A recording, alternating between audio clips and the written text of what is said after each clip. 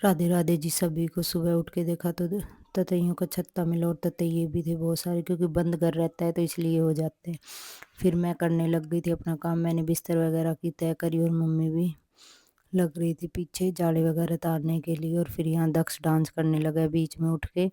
और फिर ये बोले मैं जा रहा हूँ मम्मा बाहर गाय वगैरह देखने के लिए। और हृदय सोया हुआ है यहाँ पर।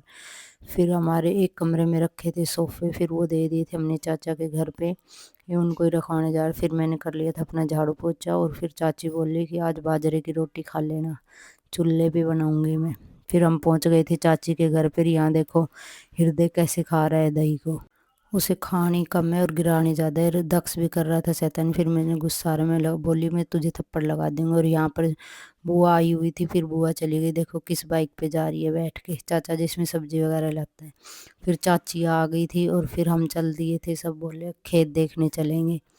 हम गए थे सब गाड़ी में। और फिर यहाँ पर पहुँच गए हम खेत में।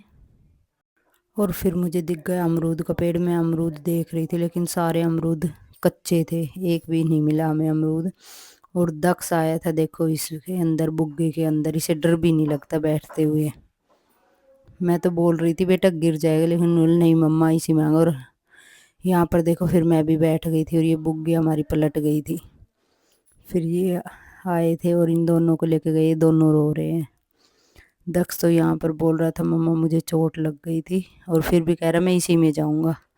फिर वापस से thanks for watching, like share subscribe please. Next part भी देखना।